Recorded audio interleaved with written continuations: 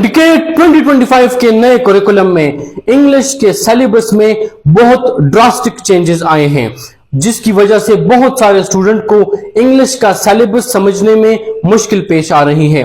तो इस वीडियो में मैं आप लोगों को इंग्लिश का कंप्लीट सिलेबस एक समराइज्ड फॉर्म में बताऊंगा। आप लोगों को स्ट्रेट फॉरवर्ड वो टॉपिक्स बताऊंगा जो आप लोगों ने एमडीके 2025 के लिए देखने हैं फॉर इंग्लिश। तो अभी कॉपी और पेन निकाले और जो जो टॉपिक मैं बताता जाऊंगा वो आप लोगों ने नोट करना है। सबसे पहले आपको ये पता होना चाहिए कि इंग्लिश के सिलेबस को इस नए करिकुलम में 3 पोर्शन में डिवाइड किया गया है। जो पहला पोर्शन है वो है कॉम्प्रिहेंशन पैसेज का। वो है किस चीज का? कॉम्प्रिहेंशन पैसेज का। अब कॉम्प्रिहेंशन पैसेज किसे कहते हैं? आप लोगों ने अपने मैट्रिक और एफएससी में इस चीज को ऑलरेडी प्रैक्टिस किया हुआ है। आप लोगों ने देखा होगा कि मैट्रिक और एफएससी के बोर्ड एग्जाम्स में जो क्वेश्चन पेपर होता है उधर एक पैराग्राफ गिवन होता था और उस पैराग्राफ के नीचे क्वेश्चंस गिवन होते थे और आप लोगों से ये डिमांड किया जाता था कि ये जो क्वेश्चंस है इनके आंसर्स आप लोगों ने एक्सट्रैक्ट करने हैं इस पैराग्राफ से। इसको कहते हैं कॉम्प्रिहेंशन पैसेज। तो पहला जो पोर्शन है इंग्लिश के सिलेबस का वो मेनली कॉम्प्रिहेंशन पैसेज पर मुश्तमिल है। This is the first thing, ये आप लोगों ने अच्छे से प्रैक्टिस करना है। दूसरा, मीनिंग ऑफ डिफिकल्ट वर्ड्स। अब इसमें 2 बातें आती हैं, सिनोनिम्स एंड एंटोनिम्स। अब पूरे सिलेबस में अगर आप देखें तो उसमें सिनोनिम और एंटोनिम्स का लफ्ज नहीं मेंशन, लेकिन indirectly meaning of difficult words इसका मतलब क्या है? इसका मतलब है सिनोनिम्स एंड एंटोनिम्स। तो आप लोगों ने सिनोनिम एंड एंटोनिम्स देखने हैं, इसके साथ साथ डिफिकल्ट वर्ड्स के मीनिंग भी देखने हैं। Thirdly, uses of tenses. This is the most important. बहुत पॉसिबिलिटी है कि इससे क्वेश्चंस आ जाए। यूज ऑफ टेंसेस में आप लोगों ने 3 बातें देखनी है। कितनी? मेनली आप लोगों ने 3 बातें देखनी है। टेंस का स्ट्रक्चर, आइडेंटिफिकेशन और यूसेज। तमाम टेंसेस के आप लोगों ने स्ट्रक्चर, आइडेंटिफिकेशन और यूसेज। इसके बाद आते हैं प्रोनाउन एंटेसिडेंट एग्रीमेंट। इस चीज को आप लोगों ने कंप्लीटली कवर करना है। तो जो जो टॉपिक मैं बता रहा हूं अपने पास नोट करते जाएं और आप लोगों ने यही प्रिपेयर करना है एमडीके 2025 के लिए। इसके बाद आते हैं इन्फिनिटिव्स एंड इन्फिनिटिव फ्रेजेस। अब ये वो चीज है जो नई ऐड की गई है, दिस इज न्यू। इसके अलावा ये भी पहले सिलेबस में नहीं था।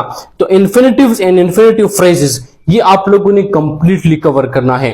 अब इंग्लिश में एक ये भी बात है कि जितने भी प्रोविंसेस हैं वो ये नहीं है कि ये किसी टेक्स्ट बुक से आता है, ये स्टूडेंट जर्नल सोर्स से कवर करते हैं। तो इस वीडियो को ज्यादा से ज्यादा शेयर करें ताकि तमाम बच्चों तक ये पहुंच सके और उनकी कंफ्यूजन दूर हो सके। तो अभी तक आप लोगों ने क्या पढ़ा? आप लोगों ने कॉम्प्रिहेंशन पैसेज को कवर करना है, डिफिकल्ट वर्ड्स के मीनिंग देखने हैं जिसमें आप लोगों ने सिनोनिम और एंटोनिम्स को भी कवर करना है।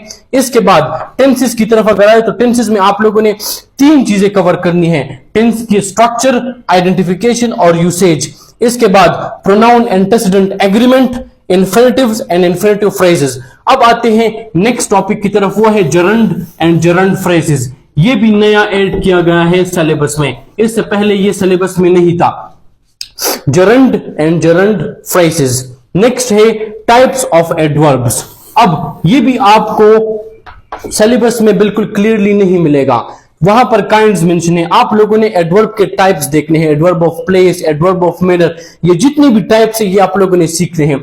आप जब एडवर्ब के टाइप सीख लेंगे उसके बाद आपने सीखना होगा ऑर्डर ऑफ एडवर्ब्स। ये बाकायदा वहां पर सिलेबस में आउटलाइन में मेंशन है। Types of adverbs and order of adverb, ये दोनों आप लोगों ने सीखना है। अब आते हैं नेक्स्ट टॉपिक की तरफ, वो है प्रीपोजिशन। ये प्रीपोजिशन जो था ये इससे पहले भी सिलेबस में शामिल था, लेकिन इससे पहले जो प्रीपोजिशन था वो एज अ होल मेंशन था, लेकिन अब उन्होंने इसको स्पेसिफाई कर लिया है। आप लोगों ने प्रीपोजिशन में से सिर्फ preposition of time, preposition of position, preposition of movement and preposition of direction को कवर करना है। यानी कौन से प्रीपोजिशन टाइम के लिए यूज होते हैं, कौन से प्रीपोजिशन पोजीशन के लिए यूज होते हैं और कौन से प्रीपोजिशन मूवमेंट के लिए यूज होते हैं। प्रीपोजिशन के बाद है ट्रांजिशन डिवाइसेस। ये भी वो टॉपिक है जो नया ऐड किया गया है। ट्रांजिशनल डिवाइसेस जो है ये इससे पहले सिलेबस में नहीं था, लेकिन इस साल ये न्यू ऐड किया गया है। ट्रांजिशनल डिवाइसेस जो है इनको कनेक्टर्स भी कहते हैं, यानी एक सेंटेंस को जो दूसरे सेंटेंस के साथ कनेक्ट करता है, तो ये भी आप लोगों ने देखना है। इसके बाद है पंक्चुएशन मार्क्स। अच्छा, इससे पहले भी सिलेबस में पंक्चुएशन मार्क्स शामिल था, लेकिन पंक्चुएशन मार्क्स जो थे वो चंद स्पेसिफिक थे, 5 से 6 पंक्चुएशन मार्क्स इससे पहले मौजूद थे, लेकिन इस बार सिलेबस में शामिल है कि आप लोगों ने तमाम पंक्चुएशन मार्क्स देखने हैं, जिसमें फुल स्टॉप भी आ जाता है, कॉमा भी आ जाता है, कॉलन, सेमी कॉलन, डैश, सब कुछ आ जाता है। तो तमाम के तमाम पंक्चुएशन मार्क्स आप लोगों ने देखने हैं। इसके बाद है टाइप्स ऑफ सेंटेंसेस, ये भी आपको सिलेबस में नया देखने को मिलेगा, तो टाइप्स ऑफ सेंटेंसेस भी आप लोगों ने देखने हैं। इसके बाद जो टॉपिक है वो है अच्छा एक्टिव एंड पैसिव वॉइस और डायरेक्ट एंड इनडायरेक्ट, ये भी इस साल ऐड कर दिए गए हैं सिलेबस में, जो दोनों के दोनों बहुत बड़े टॉपिक हैं। ये दोनों भी आप लोगों ने अच्छे तरीके से कवर करने हैं। इसके बाद है अच्छा स्पॉटिंग द एरर, ये भी आपको सिलेबस में देखने को मिलेंगे। ये नहीं, आपको एक जुमला मेंशन होगा और आप लोगों से पूछा जाएगा कि इसमें कहां पर गलती है, तो this is called spotting the error. इसके बाद है एरर्स ऑफ स्पेलिंग, आप लोगों को 4 ऑप्शंस दिए गए होंगे और आप लोगों से पूछा जाएगा कि कौन सा करेक्ट स्पेलिंग है, तो एरर ऑफ स्पेलिंग ये भी सिलेबस में शामिल है। And the last one is subject verb agreement, जो हर साल सिलेबस में शामिल होता है। This was all about the English syllabus for 2025 MDCAT। जल्दी से आपको एक रिकेप दे देता हूं। Comprehension passage, meaning of difficult words, जिसमें सिनोनिम्स और एंटोनिम्स भी आ जाते हैं। इसके साथ टेंसेस के यूजेस, जिसमें आप लोगों ने 3 चीजें लिखनी है, स्ट्रक्चर, आइडेंटिफिकेशन और यूसेज। इसके अलावा pronoun antecedent agreement, infinitives and infinitive phrases, gerund and gerund phrases, types of adverbs and order of adverbs, preposition में preposition of time, preposition of position, preposition of movement and preposition of direction।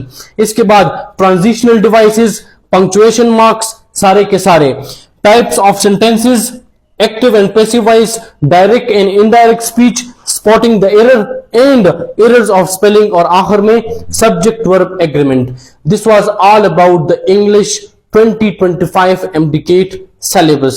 I hope कि आप लोगों को ये समझ आ गया होगा। इस वीडियो को ज्यादा से ज्यादा शेयर करें ताकि वो तमाम बच्चे जो पाकिस्तान के किसी भी कोने में हो और उनको इंग्लिश के सिलेबस को समझने में मुश्किल पेश आ रही हो, तो वो इस सिलेबस को समझ सके। Thank you.